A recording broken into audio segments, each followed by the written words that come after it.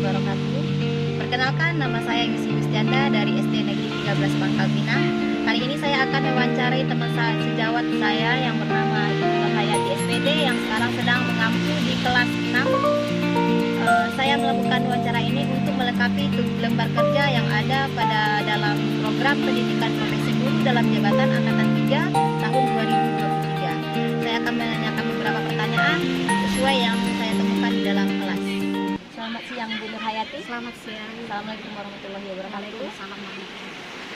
Mohon maaf Ibu Nur Hayati, hari ini minta waktu Ibu Nur Hayati untuk saya akan melakukan wawancara mengenai identifikasi masalah yang saya ambil yang ada dalam kelas saya. Ya. Nanti kedepannya akan ada beberapa pertanyaan. Mungkin untuk pertanyaan pertama, menurut Ibu Nur Hayati, penyebab rendahnya motivasi belajar peserta didik di dalam kelas itu apa? Menurut pemahaman saya dan pengalaman saya selama mengajar di kelas 6, penyebab rendahnya motivasi belajar anak itu bisa dari faktor internal anak itu sendiri dan bisa dari faktor eksternal di luar anak itu sendiri. Faktor internalnya antara lain anak-anak itu kurang termotivasi karena mungkin pertama support dari rumah yang kurang. Yang kedua, anak sendiri kurang termotivasi karena kesiapan belajar dalam diri dia sendiri. Contohnya saja ketika kita memberikan materi yang baru, sementara anak ini pemahaman dia tentang pembelajaran sebelumnya belum mampu, sehingga kadang-kadang inilah yang menyebabkan anak itu untuk belajar materi yang baru itu merasa ogah, merasa tidak semangat, sehingga menjadikan pembelajaran itu lewat begitu saja. Faktor eksternal mungkin di luar dari anak itu, pertama mungkin dari metode pembelajaran yang kita laksanakan. Saya sendiri mungkin metode pembelajarannya kita mungkin menggunakan pembelajaran yang tidak disukai anak, seperti metode ceramah, seperti itu akan membuat motivasi belajar anak tidak termotivasi. Kemudian mungkin media pembelajarannya yang kurang menarik. Jadi ada beberapa hal yang menjadikan motivasi belajar anak itu belum optimal. Terima kasih Bu. Kita lanjut ke pertanyaan berikutnya. Menurut Ibu Nur Hayati, penyebab rendahnya capaian kompetensi peserta didik itu apa?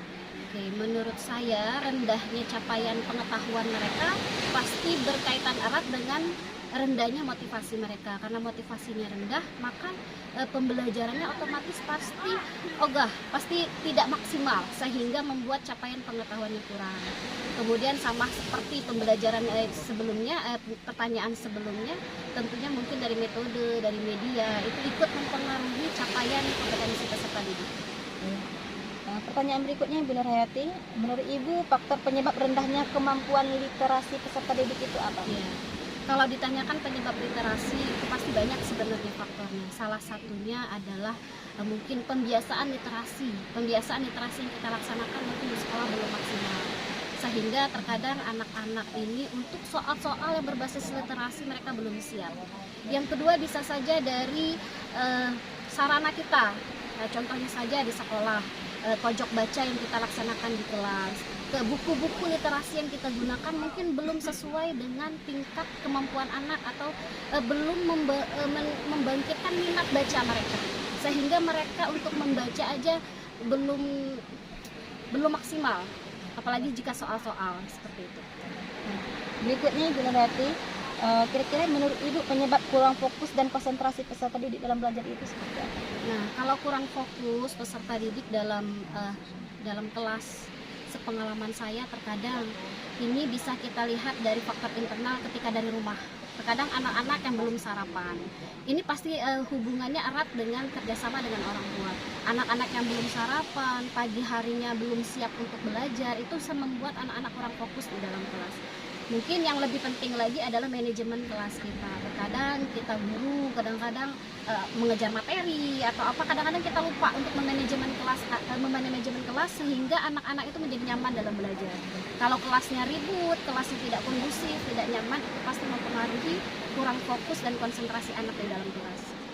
Kita masuk pertanyaan berikutnya Bu Nur Hayati, kira-kira menurut Ibu penyebab kurang optimalnya komunikasi antara guru dan orang tua itu seperti apa? Pengalaman saya sendiri di kelas 6, memang ada beberapa orang tua yang sulit sekali untuk kita ajak berkomunikasi. Itu biasa saja dari identifikasi saya itu bisa dari respon orang tua yang kurang positif. Contohnya saja di kelas 6 itu ada beberapa orang tua itu yang tidak masuk di dalam grup kelas. Malahan anak yang berada di dalam grup kelas, sehingga ini menyulitkan komunikasi kita terhadap orang tua. Terkadang orang tua yang kita panggil beberapa kali ke sekolah juga enggan untuk datang karena faktor pekerjaan, faktor ekonomi. Jadi banyak sebenarnya faktornya. Oke Bu, pertanyaan berikutnya Bu, bentuk pendekatan yang harusnya dilakukan seorang guru itu terhadap peserta didik untuk menunjang motivasi belajar peserta didik itu seperti apa? Nah, mungkin ada beberapa usaha yang bisa kita lakukan untuk membangkitkan motivasi anak. Salah satunya sendiri yang sedang coba kita laksanakan di sekolah adalah dengan untuk berempati ketika anak-anak kita yang kurang fokus atau kelihatan murung di sekolah, mungkin bisa kita ajak konseling, kita ajak ngobrol secara pribadi. Kemudian bisa kita lakukan pendekatannya dengan memberikan apresiasi atau reward ketika anak itu bisa menyelesaikan meskipun kecil kemajuan yang dilaksanakan dalam kelas. Tidak dalam bentuk barang juga bisa dalam bentuk kata-kata, bisa dalam bentuk sentuhan yang membuat anak itu menjadi termotivasi untuk belajar. Berikutnya Ibu, menurut Ibu penyebab guru itu belum optimal dalam menerapkan pembelajaran yang inovatif itu seperti apa? Pembelajaran yang inovatif mungkin ya pengalaman saya yang pertama adalah pemahaman guru tersendiri tentang pembelajaran inovatif itu seperti apa. Kalau guru sudah mendapatkan pemahaman tentang pembelajaran inovatif seperti apa, biasanya guru kan akan terpacu tuh untuk melaksanakan pembelajaran inovatif. Tapi terkadang itu juga harus didukung oleh sarana prasarana sekolah. Terkadang gurunya sudah paham teknologi, sudah paham dengan inovatif, tetapi sarana prasarana sekolah tidak menunjang. Dan yang terpenting juga adalah support dari orang tua. Meskipun gurunya mau melakukan, contohnya sendiri yang saya laksanakan di kelas 6 itu ketika saya mau melaksanakan pembelajaran dengan menggunakan Kahoot, dengan menggunakan Quizzes, tapi masalahnya support orang tua kurang. Sedangkan Chrome di sekolah kita ada, cuman wifi tidak mendukung, sehingga kadang-kadang orang tua kita suruh bawa handphone ke sekolah. Ada yang tidak bawa handphone, ada yang bawa handphone tapi tidak punya kuota. Jadi sebenarnya banyak sekali faktornya. Pertanyaan berikutnya Ibu, menurut Ibu penyebab guru itu belum melakukan pembelajaran yang berbasis hot sehingga tidak memfasilitasi kemampuan literasi dan numerasi peserta didik itu kenapa? Pembelajaran berbasis hot sendiri yang paling penting adalah gurunya tahu dulu pembelajaran berbasis hot itu seperti apa. Kadang-kadang guru belum optimal melakukan pembelajaran berbasis hot, kurangnya pemahaman guru. Kedua, menurut saya pribadi melaksanakan pembelajaran berbasis hot di kelas itu lumayan sulit karena kita harus menyiapkan waktu yang banyak, waktu yang lebih untuk pembelajaran berbasis hot. Dan kesiapan belajar setiap anak itu tidak sama, sehingga itu menyulitkan. Oke Bu, pertanyaan berikutnya, menurut Ibu penyebab kurangnya pemahaman siswa dalam menyelesaikan soal-soal bentuk hot itu seperti apa? Kurangnya pemahaman siswa ini dalam menyelesaikan pelajaran atau soal-soal yang berbasis hot tentunya itu pasti berakar dari literasi mereka, karena pembelajaran berbasis hot pasti berdasarnya pada literasi, sehingga mungkin penyebabnya adalah anak-anak kita belum terbiasa dengan pembelajaran berbasis hot, sehingga itu menyulitkan mereka untuk mengerjakan soal-soal seperti itu. Ya, Ibu, ini pertanyaan terakhir Ibu Nurhayati.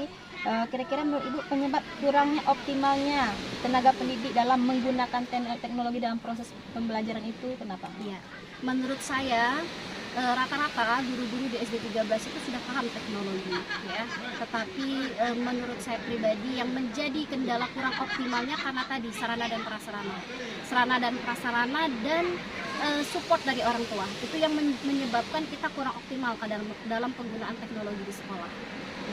Cukup itu yang mungkin yang saya tanyakan untuk hari ini. Terima kasih atas waktunya Ibu Nurhayati. Sama-sama Ibu Yusi. Saya ucapkan terima kasih. Saya akhiri dengan assalamualaikum warahmatullahi wabarakatuh. Waalaikumsalam.